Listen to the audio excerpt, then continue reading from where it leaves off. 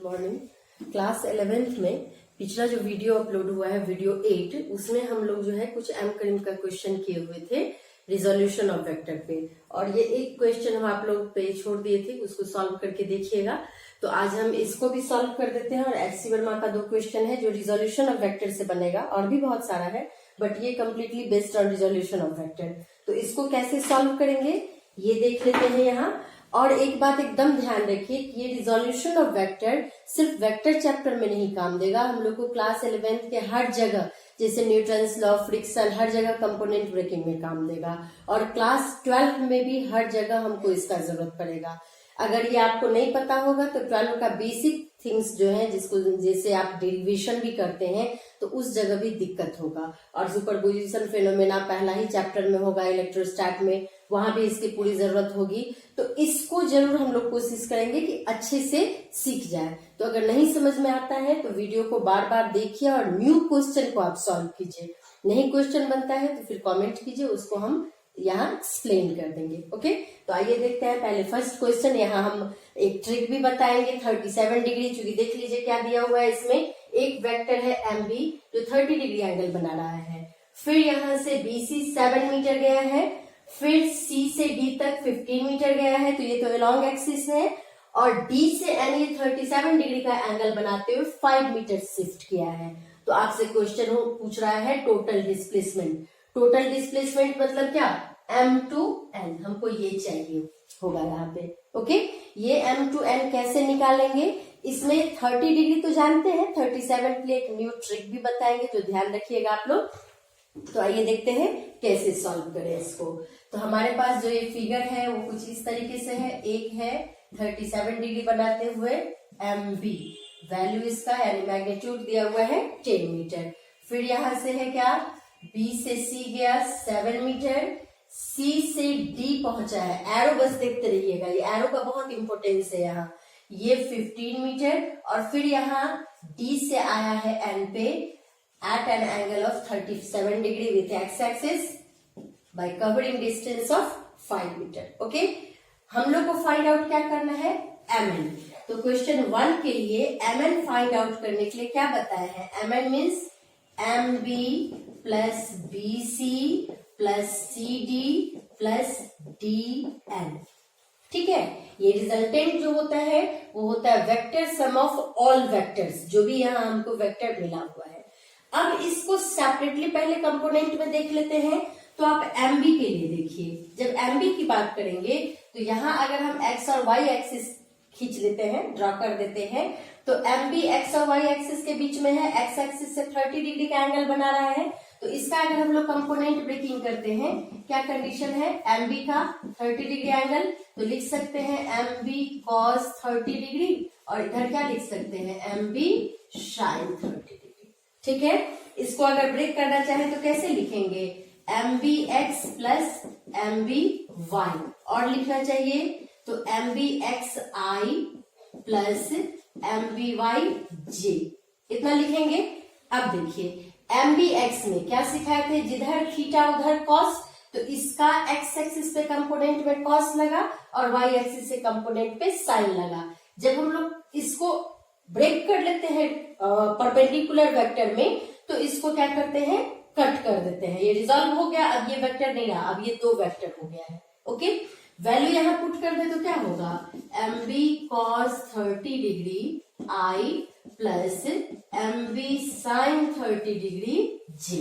Okay, M B का value देखिए 10 है, 10 इंटू कॉस 30 कितना जानते हैं, √3/2 आई प्लस 10 इंटू 1/2 जे। क्यों 1/2, तो साइन 30 1/2 होता है, यानी मुझे आया 5√3 आई प्लस 5 जे। इसको इक्वेशन 1 मान के रख लीजिए।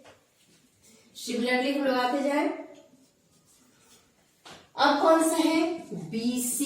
तो गौर कीजिए BC जो है y एक्सिस पे है ना, तो BC को डायरेक्ट आप क्या लिखेंगे, 7J। ठीक है, क्यों J लिए है पॉजिटिव, तो अप डायरेक्शन में, अगर डाउन रहता तो -J लगता।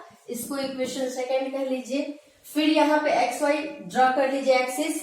अब हमको लिखना है CD, तो देखिए CD में CD किधर जा रहा है, निगेटिव एक्सिस की तरफ, निगेटिव एक्स एक्सिस की तरफ। तो एक्स एक्सिस में क्या लगता है, आई नेगेटिव है तो हो जाएगा माइनस आई, तो डायरेक्ट क्या पुट करेंगे 15 इंटू माइनस आई या फिर माइनस 15 आई। यूनिट वेक्टर डाल दिए, इसको थर्ड कर लेते हैं। ओके, अब आते हैं dn पे। तो dn के लिए तो क्लियर है कि dn एक्स आई प्लस dn वाई जे, जे में भी क्या होगा माइनस साइन होगा। क्यों, तो देखिए यहाँ पे अगर कंपोनेंट ब्रेकिंग करते हैं तो एक कंपोनेंट इधर आएगा, दूसरा कंपोनेंट इधर आएगा, ये खत्म हो जाएगा। तो इसका एक्स कंपोनेंट तो पॉजिटिव एक्स एक्सिस पे है, यहाँ ड्रॉ कर दिया एक्स वाई एक्सिस तो, लेकिन नहीं, इसका वाई कंपोनेंट किधर है, नेगेटिव वाई एक्सिस पे, तो क्या लगेगा माइनस जे, ये वैल्यू पुट कर दिए।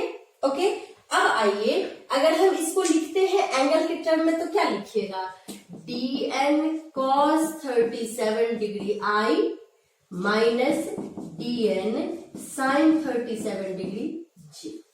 ओके, माइनस साइन यहां से पीछे ले आया। अब आता है 37 डिग्री का वैल्यू। तो एम करीम अगर आपके पास अवेलेबल है तो उसमें वैल्यू दिया हुआ है, नहीं अवेलेबल है तो एक ट्रिक हम यहाँ बता देते हैं, उसको ध्यान आप रखिएगा। अगर कोई ट्रायंगल राइट एंगल ट्रायंगल हो, ये साइड 3 हो, ये साइड 4 हो और ये साइड 5 हो, तो ये एंगल कितना डिग्री हो गया 90 डिग्री हो गया, ये तो क्लियर है। तो इस दोनों का सम होता है ना 90 डिग्री ही होगा, क्योंकि एक ट्रायंगल का तो तीनों एंगल का सम 180 होता है। तो ये पाया गया है कि ये कितना रहता है 37 डिग्री और ये कितना रहता है 53 डिग्री। ओके, कब, जब साइड 3 4 5 होता है, बाकी टाइम की बात नहीं कर रहा है। राइट एंगल ट्रायंगल बहुत वैल्यू से बनता है, अब इस सिचुएशन की बात कर रहे हैं। ओके, तो हम यहां से वैल्यू इसमें पुट कर देंगे। क्या वैल्यू पुट करेंगे, तो dn का वैल्यू देखिए दिया हुआ है 5 मीटर, 5 इंटू कॉस 37, तो बेस अपॉन हाइपोटेनस, ये एंगल है ना 37, तो बेस अपॉन हाइपोटेनस 4/5 आई माइनस 5 इंटू, अब हो गया साइन 37, तो 3/5 जे। ओके, 5 से 5 यहाँ कैंसिल, तो हम लोग को पॉइंट का झंझट नहीं रहा यहाँ पे, तो हमको आ गया 4i माइनस 3j। इसको इक्वेशन यहाँ थर्ड था, इक्वेशन 4 मान लेते हैं। ठीक है, आगे क्या करना है, तो ये और ये वैल्यू आप इसमें डाल दीजिए, तो हमको आ जाएगा mn का वैल्यू। हम डायरेक्ट mn का वैल्यू यहाँ लिखते हैं, hence mn is equal to कितना होगा, तो देखिए इक्वेशन फर्स्ट में अगर हम i कॉमन ले लेते हैं तो 5√3 है, प्लस इक्वेशन सेकंड में आ जाइए बस j है, इक्वेशन थर्ड में -15 है, तो यहाँ प्लस नहीं होंगे, क्या डालें -15, और इसमें कितना आया है 4 प्लस 4। सेम वे हम j ले लेते हैं, तो j कॉमन करें तो देखिए फर्स्ट में है 5, सेकंड में है 7, नहीं, और थर्ड में तो i ही है बस, फोर्थ में क्या है 3, i हो गया। अब आपको पता है m और n का मॉड कैसे निकालते हैं और tan अल्फा कैसे निकालते हैं, तो ये हम लोग का सॉल्व। तो अब सेकेंड क्वेश्चन जो यहाँ है वो एससी वर्मा से है, तो इसका फिगर ड्रॉ करके देखते हैं, तो देखिए एकदम इजी हो जाएगा। कहता है add vector A B and C, 3 vector है ए बी सी, उसको ऐड करने का रहा है, each having magnitude 100 unit, magnitude दे दिया है, and inclined to the x axis at angles 45, 135 and 315 degree respectively. तो एक्स वाई एक्सिस खींच लेते हैं और देखते हैं कि इसमें क्या पोजीशन है। तो ए जो है वो 45 डिग्री बना रहा है एक्स एक्सिस से, 45 डिग्री, ये वेक्टर ए हो गया फर्स्ट क्वाड्रेंट में। सेकेंड क्या है 135, 135 मीन्स 90 प्लस 45, तो 90 यहां तक होता है, यानी इस सेकेंड क्वाड्रेंट में हो गया बी। एंगल ये बता रहा है कितना 135 डिग्री। ओके, और थर्ड क्या है 315 डिग्री। तो यहां तक जब यहां से चलते हैं और घूमते यहां तक आते हैं तो आपको पता है कितना होता है 360। तो 360 में से 45 माइनस कर दीजिए तो देखिए 315 आ जाएगा, यानी वेक्टर सी इस क्वाड्रेंट में है। ये वाला जो एंगल दिया हुआ है, ये एंगल हमको दिया हुआ है कितना 315 डिग्री।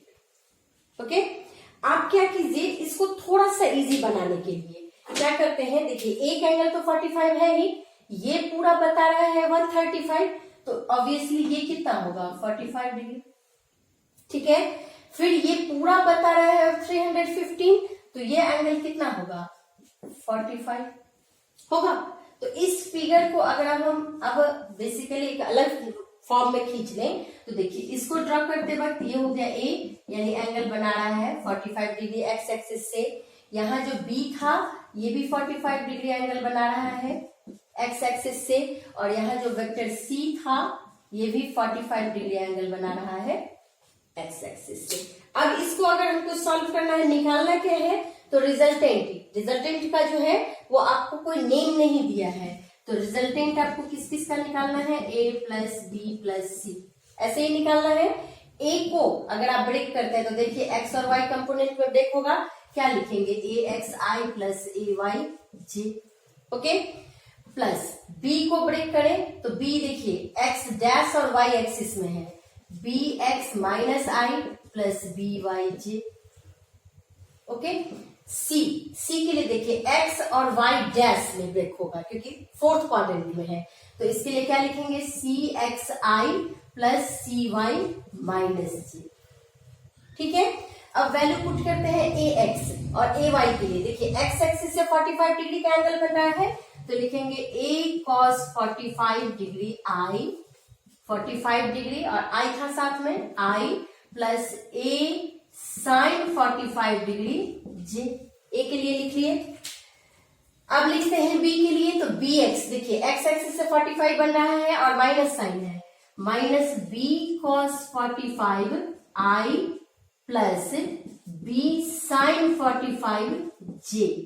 फिर आ जाइए सी पे, सी भी एक्स एक्सिस से 45 बना रहा है, सी कॉस 45 आई माइनस सी साइन 45 डिग्री जी, ओके। अब एक बात गौर कीजिए, हमको गिवन क्या है, गिवन है mod a, that means a is equal to mod b, that means b is equal to mod c, that means c है कितना 100 यूनिट, ये हमको गिवन है। और एक चीज आप और जानते हैं, sine 45 is equal to cos 45 is equal to 1/√2, ये हम लोग जानते हैं। अगर इस बात को हम लोग ध्यान रखें तो गौर कीजिए आप, यहाँ a cos 45 का जो वैल्यू आएगा b cos 45 का भी वही वैल्यू आएगा, और दोनों i और i के साथ है, एक पॉजिटिव एक नेगेटिव, ये दोनों एक दूसरे से कैंसिल हो जाएगा। सेम वे a sin 45 का जो वैल्यू आएगा c sin 45 का भी वही वैल्यू आएगा, यानी ये दोनों एक दूसरे से कैंसिल हो जाएगा। तो मेरे पास बचा क्या, अब अगर ये और ये कैंसिल हो गया है तो मेरे पास बचा b sin 45 degree j plus c cos 45 degree i बचा। अब क्या कर लेना है, b और c का वैल्यू पुट कर दीजिए। पहले अगर हम i वाले को ही लिखते हैं तो हो गया 100 into 1/√2 i plus 100 into 1/√2 j। अब तो हम कंपोनेंट ब्रेकिंग के लिए बाद इसका मैग्नीट्यूड निकालना जानते हैं, मैग्नीट्यूड के लिए हम ऊपर में लिख देते हैं इसका वैल्यू, तो क्या हो जाएगा यहां से r is equal to √100 into 1/√2 का होल स्क्वायर प्लस 100 इंटू 1/√2 का होल स्क्वायर। अब आप मैथ्स जैसे सॉल्व कर सकते हैं, 100 यहां से कॉमन लेकर के बाहर कर लीजिएगा तो भी हो सकता है, 100 कॉमन करके बाहर कर देते हैं तो 100 बाहर निकला, यहाँ से क्या बचेगा 1/2 प्लस 1/2, रूट के अंदर 1/2 प्लस 1/2 कितना आ जाएगा 1, जो निकल के बाहर आएगा 1 ही, तो हमको आंसर आ जाएगा 100 यूनिट। ठीक है, अब अगर हम tan अल्फा निकालते हैं तो tan अल्फा क्या होता है, coefficient of j by coefficient of i, दोनों का कॉफिशिएंट सेम है, तो कट के कितना आएगा 1, यानी tan 45 डिग्री आ जाएगा। ठीक, तो ये क्वेश्चन देखने में भले लंबा चौड़ा था लेकिन एकदम इजी था। ठीक है, अब आते हैं क्वेश्चन नंबर 3 पे। क्वेश्चन नंबर 3 में जो भी कुछ पूछा है लेकिन फिगर सो इजी, आप देख लीजिए। एक वेक्टर जो है DE, ये वेक्टर कंप्लीटली y एक्सिस पे है, 1 मीटर का है, ये कंप्लीटली y एक्सिस पे है। जो वेक्टर है हमारा OA, ये x और y एक्सिस के बीच लाई कर रहा है, जिसमें एंगल कितना बना रहा है 30 डिग्री बना रहा है। और थर्ड जो मेरे पास है अवेलेबल BC, ये 60 डिग्री का एंगल बना रहा है, ये भी एक्स वाई एक्सिस में है लेकिन सेकेंड क्वाड्रेंट में, और तीनों का सम पूछ रहा है। तो फिर डायरेक्ट आप चाहे तो रिजल्टेंट ही लिखे, कितना के equal O A plus B C plus D E, है ना। ओ ए का क्या वैल्यू होगा, O A x I plus O A y j, ठीक है।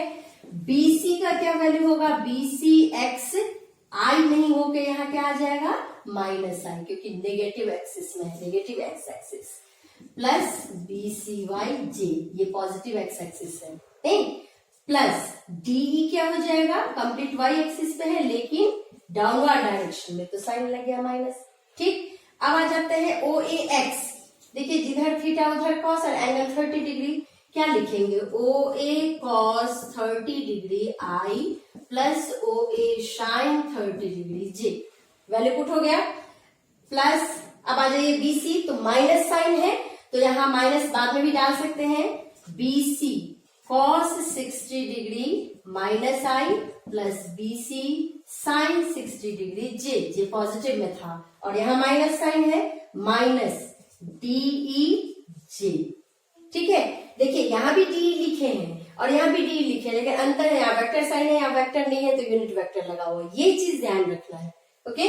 अब वैल्यू पुट करते जाए, ओई का वैल्यू कितना दिया हुआ है, देखिए यहाँ 2 मीटर, तो 2 इंटू कॉस 30 कितना होता है, √3/2 आई हो गया, प्लस 2 इंटू साइन 30 हो जाएगा 1/2 जे, ठीक है। यहाँ माइनस साइन, यहाँ माइनस दे दीजिए। बीसी का वैल्यू देखिए 1.5 लिखिए या 3/2 लिखिए, 1.5 इंटू कॉस 60 कितना होता है 1/2 आई प्लस 1.5 इंटू √3/2 जे, और तीसरा है डीई, डी का वैल्यू है 1, तो 1 इंटू जे मीन्स जे, आगे क्या करना है, आई कॉमन कर लीजिए प्लस जे कॉमन कर लीजिए, वैल्यू डालिए, देन रिजल्टेंट क्या हो जाएगा, √अंडर कॉफिशिएंट ऑफ एक्स का square plus coefficient of Y का स्क्वायर, तो ये भी हमारा इसी तरह से सॉल्व हो जाएगा। आगे ऐसे में देखिएगा बहुत टफ नहीं है इस पे बेस्ड, एक जैसे कैरम बोर्ड वाला क्वेश्चन होगा बहुत इंटरेस्टिंग और कंप्लीटली बेस्ड ऑन मैथ, उसको सॉल्व करके देखिए, वहां जो भी प्रॉब्लम हो वो हमको कमेंट कीजिए, उसको हम सॉल्व करवा देंगे, फिर नहीं बना तो आगे एक मॉस्किटो नेट वाला होगा, वो भी बहुत इजी है, भले उसका लैंग्वेज बहुत लंबा चौड़ा लग रहा है, लेकिन अदर जो भी बुक्स हो अवेलेबल उससे आप बस कंपोनेंट कैसे ब्रेक करते हैं और रीअरेंज करके मैग्नीट्यूड और डायरेक्शन कैसे निकालते हैं, इसको जरूर देखिए, ओके। Thank you.